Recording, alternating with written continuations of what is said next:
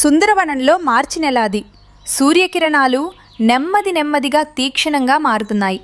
అదే అడవిలో రేణు పిచ్చుక మరియు టున పిచ్చుక మట్టి కుండలు చేసే పని చేసేవారు. ఆ కుండలను అడవిలోని మార్కెట్కు తీసుకెళ్లి అమ్మేవారు. రేణు పిచ్చుక చెట్టు కింద తన చిన్న చిన్న మట్టి కుండలను సర్దుకుని కూర్చుని ఉంది. ఆమెతో పాటు ఆమె కూతురు మీనా ఆడుకుంటోంది. అప్పుడే టున బరువైన చెక్క మొద్దుని ఎత్తుకుని అక్కడికి చేరుకున్నాడు. టునా, నువ్వు చాలా అలసిపోయావు. కాసేపు నీడలో కూర్చో. ఈరోజు గాలిలో కూడా వేడి ఎక్కువగా ఉంది. పనైతే చెయ్యాలి కదా రేణు. కానీ ఈరోజు మార్కెట్లో ఇంత నిశ్శబ్దంగా ఉందేంటి? కుండలు కొనడానికి ఎవరూ రాలేదా? నాన్న, కుండలు చల్లని నీళ్ల కోసమే ఉంటాయి. కానీ గాలి ఎంత వేడిగా ఉందంటే అందరికీ ఇప్పుడు చల్లదనమే కావాలి. ఇంతలో అక్కడికి పింకీ కాకి వచ్చి రేణుతో ఇలా అంటుంది. అరే రేణు, ఈ కాలంలో మట్టి కుండల్ని ఎవరు కొంటారు? అందరూ ఇప్పుడు పెద్ద పెద్ద చెట్ల దట్టమైన నీడను వెతుకుతున్నారు. నీ ఈ వ్యాపారం ఇప్పుడు ఫ్లాప్, అర్థమైందా? పింకీ అక్క, మట్టి గుణం ఎప్పటికీ పాతబడదు. దాన్ని సరైన పద్ధతిలో వాడటం తెలియాలి, అంతే. మరోవైపు ఒక పాత మర్రి చెట్టు కింద బాలుకాకి మరియు గౌరీకాకి కుట్ర పన్నుతున్నారు. రేణు వ్యాపారం ఆగిపోవాలని, తద్వారా తను అక్కడ సొంత దుకాణం తెరవాలని బాలు కోరుకున్నాడు. అరే వినండి, రేణు ఏదో కొత్తగా ఆలోచిస్తోందని విన్నాను. తను చాలా తెలివైనది.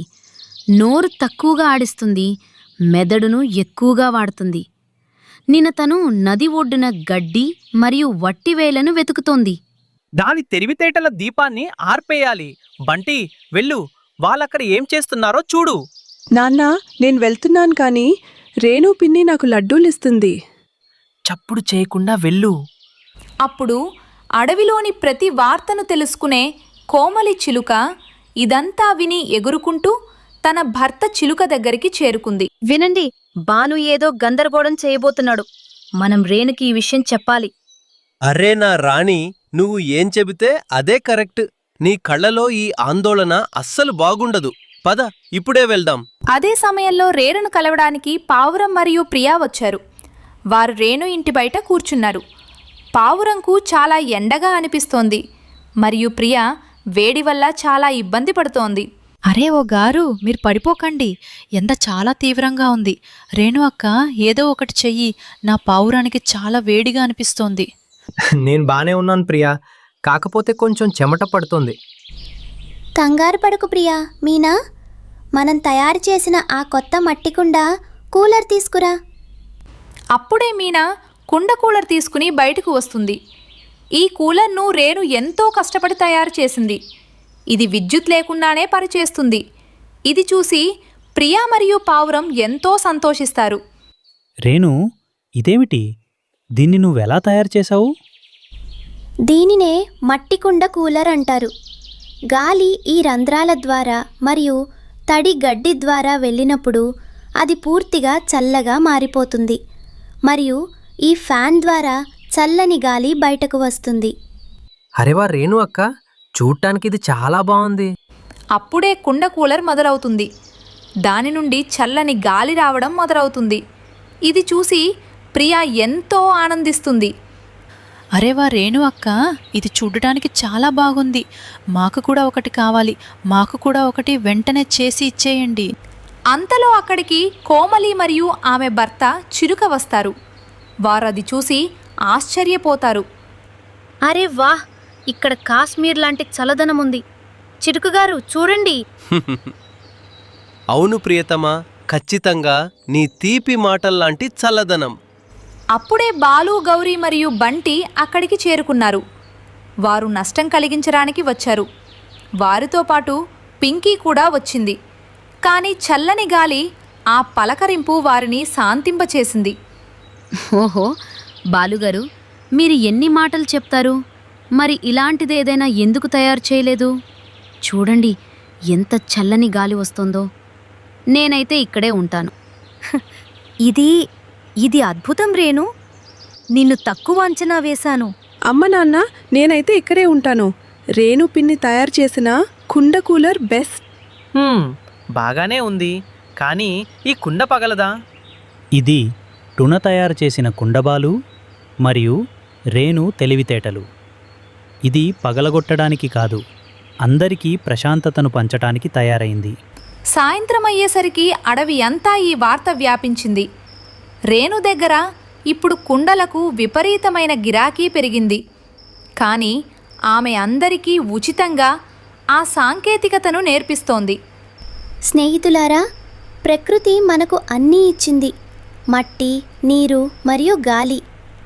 మనం తెలివితేటలతో పనిచేస్తే ఎలాంటి కష్టాన్నైనా ఎదుర్కోవచ్చు. మరియు అవును, ఎవరైతే అల్లరి చేస్తారో వారికి మట్టి కుండ కూలర్ చల్లని గాలి దొరకదు. అందరూ గట్టిగా నవ్వారు.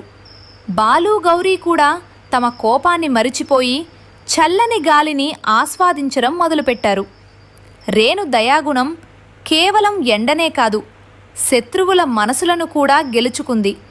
తెలివితేటలు, దయ కలిస్తే గొప్ప ఆవిష్కరణలు చేయవచ్చని రేణు నిరూపించింది. పక్షులన్నీ సంతోషంగా ఎవరికి వారు ఒక్కో కుండను తయారు చేసుకుని తమ తమ ఇళ్లకు వెళ్ళిపోయాయి. ఒక ఆహ్లాదకరమైన అడవి ఉండేది. ఆ అడవిలో ఒక అందమైన ఇల్లు ఉండేది. ఆ ఇంట్లోనే రేణు పిచ్చుక తన భర్త టున, తన కూతురు మీనా మరియు తన అత్తమ్మతో కలిసి నివసించేది. రేణు, ఓ రేణు, చచ్చిపోయావా ఏంటి? సూర్యుడు నెత్తి మీదకు వచ్చాడు. నాకిప్పటి వరకు అన్నం దొరకలేదు. నేనేమన్నా ఆకలితో ప్రాణాలు వదలాలని కోరుకుంటున్నావా? లేదమ్మగారు, నేనిప్పుడే మీకోసం వేడి వేడి కిచిడి తీసుకొస్తాను. ఇదిగోండి అమ్మగారు, మీకోసం వేడి వేడి కిచిడి. నువ్వు మళ్ళీ కిచిడియే తెచ్చావా? నేను ఈ కిచిడి తినను. నువ్వు ఎప్పుడు ఇదే ఎందుకు చేస్తావు? నన్ను చంపాలనుకుంటున్నావా ఏంటి? అమ్మా, మీరు పొద్దున్నే అరుస్తూ మొదలు పెడతారు. రేణు పాపం రాత్రంతా మీనాకు జోలపాట పాడుతూనే ఉంది. తనని కాసేపు విశ్రాంతి తీసుకొనివ్వండి. అరే వా, ఇప్పుడు కొడుకు తన తల్లికి నేర్పిస్తాడా? నిన్న కాక మొన్న వచ్చిన ఈ అమ్మాయి నీకు నూరిపోస్తుంటే నువ్వు వింటున్నావా? వెళ్ళు, నీ పని నువ్వు చూసుకో, నాకు నేర్పించకు. రేణు, నేను పనిలోకి వెళ్తున్నాను. నా కోసం అన్నం కట్టించు. సరే టునగారు, అత్తమ్మ కోసం మరియు మీనా కోసం తీపి పండ్లు తప్పకుండా తీసుకురండి. అలా చెప్పి టున అక్కడి నుండి వెళ్ళిపోతాడు. అప్పుడే చిన్నారి మీనా కిలకిల రావాలు చేస్తూ వచ్చింది. అమ్మమ్మా, చూడండి, నేను మీకోసం అందమైన పూలు తీసుకువచ్చాను. పూలతో కడుపు నిండదు మీనా, సరిగ్గా వండమని మీ అమ్మకు చెప్పు. మధ్యాహ్నం సమయంలో రేణు తన స్నేహితురాల్ని కలవడానికి వెళ్ళింది. అక్కడ తన స్నేహితురాలు ప్రియా మరియు ప్రియా తల్లి ఉన్నారు. రేణు, నువ్వెంత సన్నబడ్డావు? మీ అత్తమ్మ నీకు అన్నం కూడా పెట్టదా? పావురంగారు, చూడండి రేణు పరిస్థితి ఎలా ఉందో. అవును రేణు, వారు నిన్ను వేధిస్తే నాకు చెప్పు, నేనొచ్చి వారితో మాట్లాడతాను. హాయ్ నా బిడ్డ, నీ గురించి చింతతో నాకు రాత్రులు నిద్ర కూడా పట్టడం లేదు. ఆ ముసల్ది నిన్ను ఎంత ఇబ్బంది పెడుతుందో చూడటానికి నీ ఇంటి బయటే కాపలా ఉండాలని అనుకుంటున్నాను. మీరు నా గురించి ఇంత చింతించకండి. అవును, ఆమె కొంచెం గయ్యాలి కావచ్చు, కానీ మనసు మాత్రం చాలా మంచిది. అప్పుడే అక్కడికి పింకీ వస్తుంది. అరే వదిలేయండి ఈ ఏడుపులు పెడబొబ్బలు. మీరంతా పాతకాలం వారు. నన్ను చూడండి, నేను ఎంత తెలివైనదానో. రేణు, నేను చెప్పేదేంటంటే, నీ అత్తమ్మను వదిలేసి నీ భర్తను మరియు కూతుర్ని తీసుకుని ఎక్కడికైనా దూరంగా వెళ్ళిపో. అక్కడ సంతోషంగా ఉండొచ్చు. లేదు పింకీ, నేను మా అత్తమ్మను ఒంటరిగా వదల్లేను. ఎందుకంటే ఆమె చాలా నీరసించిపోయారు. ఆమె ఒంటరిగా ఉండలేరు. నేను వారిని బాగా చూసుకోవాలనుకుంటున్నాను. మరియు టునగారు కూడా ఇదే కోరుకుంటున్నారు. అకస్మాత్తుగా చిలుక భార్య వేగంగా ఎగురుతూ వచ్చింది. పెద్ద వార్త! బాలు మరియు గౌరీ ఇటువైపే వస్తున్నారు. నాకనిపిస్తోంది వారు టున ఇంటిపై దాడి చేయబోతున్నారని. ఎందుకంటే గతంలో టుననే కదా వారిని అడవి పెద్దకు పట్టించింది. అందుకే వారు ఖచ్చితంగా పగ తీర్చుకుంటారు. నేను చెప్పేది విను రేణు, నీ కుటుంబాన్ని తీసుకొని ఇక్కడి నుండి వెళ్ళిపో. ఆ బాలు మరియు గౌరీలను ఎదిరించు.